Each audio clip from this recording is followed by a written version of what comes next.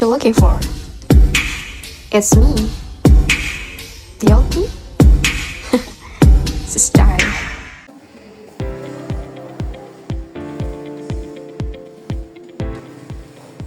Assalamualaikum warahmatullahi wabarakatuh. Selamat pagi anak-anak. Selamat pagi, Pak. Baik, mungkin Bapak di sini guru baru ya. Kita berdoa dulu aja kali ya. Abdul Gopar yang mana ya? Ya. Dipimpin ya doa. Silakan. Siap. Siap. Sebelum mulai pembelajaran, mari kita mengucap basmalah. Bismillahirrahmanirrahim. Memberi salam. Assalamualaikum warahmatullahi wabarakatuh. Baik, di sini Bapak absen dulu kali ya. Yang pertama Amelia Aulia. Ya. Indah Nur Aini, Kartoni Gia, Latia Sihole, Mirawati, Putri Zakia, Salsa Autri Febrianti, Sri Wahyuni, Zahrani. Hadir semua ya hari ini. Di sini mungkin ada yang udah kenal sama Bapak ya kali. Oh, belum ya. Mungkin lebih Abdul lagi kita perkenalan dulu ya.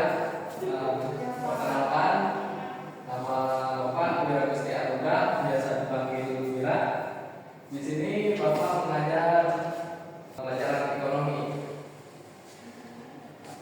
Mungkin kita langsung ke materinya aja. Ini tujuannya kita mempelajari materi inflasi. Ada yang tahu apa itu inflasi? Salsa? Apa? Inflasi adalah suatu situasi dan kondisi keuangan yang menurun di suatu daerah tersebut atau menaik di suatu daerah tersebut gitu. Ya. Situasi kondisi keuangannya gitu, Pak. Ya betul, bagus saudara Salsa. Di sini inflasi itu adalah proses dari suatu peristiwa bukan tinggi rendahnya tingkat harga, yang artinya tingkat harga yang dianggap tinggi belum tentu menunjukkan inflasi. Inflasi merupakan indikator untuk melihat tingkat perubahan dan dianggap terjadi ketika proses kenaikan harga berlangsung secara terus-menerus dan mempengaruhinya. Di sini juga kita akan mempelajari yang namanya jenis-jenis inflasi dan juga apa sih dampak inflasi pada kehidupan kita dan juga contoh inflasi di Indonesia. Menurut beberapa ahli, inflasi yang pertama itu ada dari Riflasi, berpendapat bahwa inflasi yaitu suatu keadaan yang dimana suatu terjadi kelebihan dari suatu permintaan atas barang-barang di dalam suatu perekonomian dengan cara menyeluruh. Nah, yang kedua ada menurut Markus berpendapat mengungkapkan bahwa inflasi yaitu sebuah nilai pada saat tingkat dari suatu harga barang ataupun jasa umumnya yang sedang mengalami kenaikan. Seperti itu. Nah, apa saja sih jenis-jenis inflasi? Inflasi terbagi menjadi 4 bagian. Yang pertama itu inflasi ringan. Inflasi ini terjadi apabila kenaikannya hanya 10% dari 1 tahun. Yang kedua itu inflasi sedang. Indikatornya lebih dari 10%, 10 sampai 30. Nah, yang ketiga ada inflasi berat. Tingkat inflasinya 30% sampai 100%. Yang keempat yaitu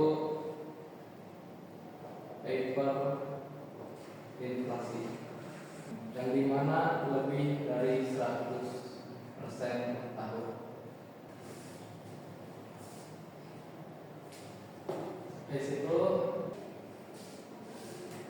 Di sini ada konsep inflasi.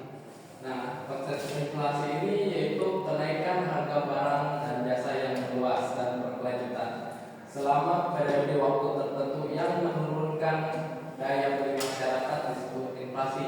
Kenaikan harga seluruh barang dalam perekonomian bukan hanya satu jenis barang tertentu disebut sebagai inflasi.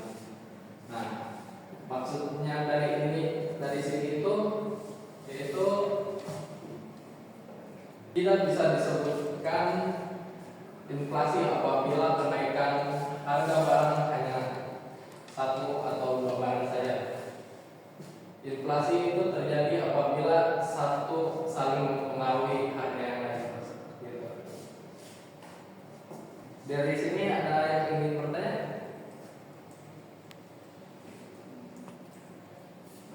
Tidak ada, kita lanjut saja. Buat salsa apa salsa? Saudara salsa, silakan. Pak, coba berikan gambaran inflasi yang ada di sekitar lingkungan kita itu seperti apa sih Pak? Dan dari hal lingkungan kecil aja gitu boleh. Oh, ya, siap. Terima kasih salsa. Tepuk tangan dulu buat salsa. Pertanyaannya bagus ya. Contoh inflasi di sekeliling kita ya. Kita kemarin sempat menghadapi yang namanya COVID-19, yang dimana harga tersebut maksud saya harga tidak stay di tempatnya. Maksudnya tidak tetap. Ada juga kelangkaan barang seperti masker dan harga-harga lainnya pun relatif meningkat. Seperti itu Salsa. Terima kasih Salsa, pertanyaannya bagus sekali. Sampai situ pembahasan materi kita hari ini. Selanjutnya kita akan dibagikan kelompok atau kayaknya kurang fokus ya, kita ice breaking dulu aja dulu ya. Boleh kita ice breaking dulu aja. Coba semuanya berdiri dulu.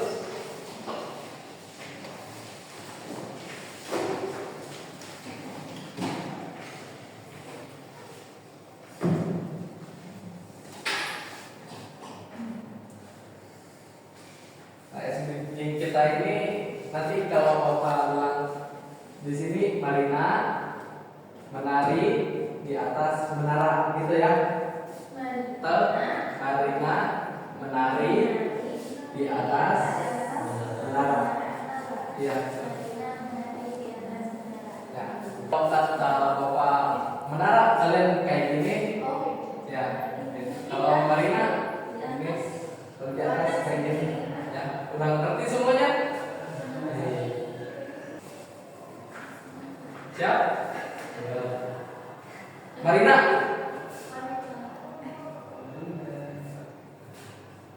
Menara?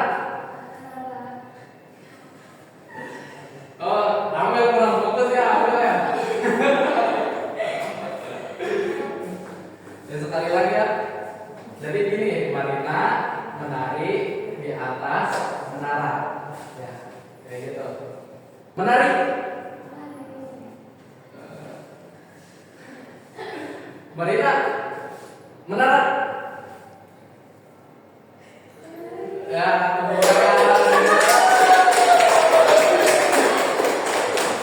terima kasih semuanya. Kita bagi kelompok aja langsung ya. Bapak bagi 3 kelompok kali ya. Itu dulu dari sebelah Amel sampai 3 ya. 1, 2. Ya, langsung ke kelompoknya masing-masing. Ya.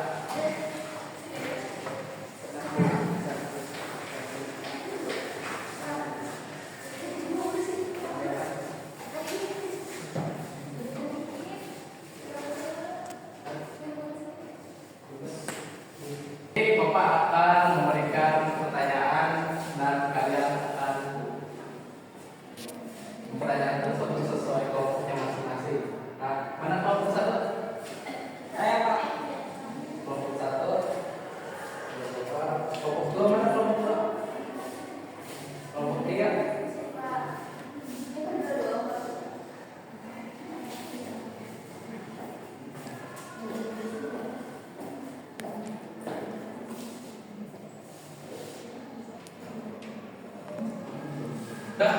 Sudah Pak. Sudah. Jadi kita setiap kelompok masing-masing memberikan jawabannya.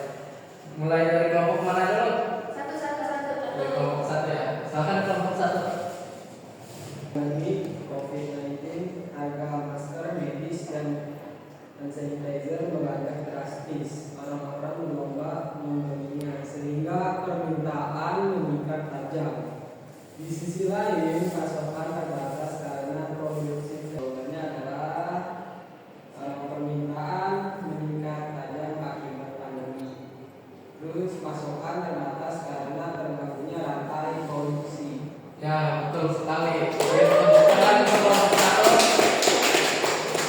Selanjutnya kepada kelompok dua. Apakah sudah dapat hasilnya?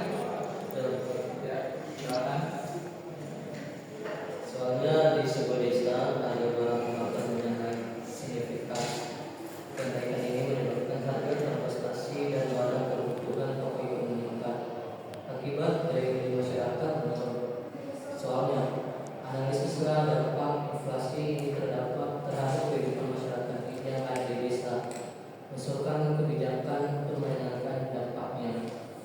Yang pertama itu dampaknya itu Pak, biaya transportasi naik sehingga harga barang kebutuhan pokok meningkat. Kemudian solusinya itu subsidi bahan bakar untuk transportasi barang dan kebutuhan pokok. Ya, betul sekali. Bukan kelompok dua. Nah, selanjutnya ada kelompok tiga. Ini ada rupiah melemah terhadap dolar Amerika Serikat sehingga harga barang impor seperti elektronik dan bahan baku naik. Banyak barangnya itu yang pertama ada nilai impor barang naik karena lemahnya nilai tukar rupiah, kenaikan biaya produksi untuk barang yang menggunakan bahan baku impor, dan dampaknya itu harga produk dalam negeri itu jadi ikut naik. Nah, yang kedua itu daya saing produk lokal menurun di pasar internasional. Solusinya mendorong penggunaan bahan baku lokal untuk mengurangi ketergantungan pada impor, menstabilisasikan nilai tukar melalui kebijakan moneter yang efektif. Ya, jawabannya kelompok tiga. Yang tadi kalian sebutkan itu adalah beberapa contoh dari inflasi. Mungkin kali untuk waktunya sudah habis ya, kita tutup saja.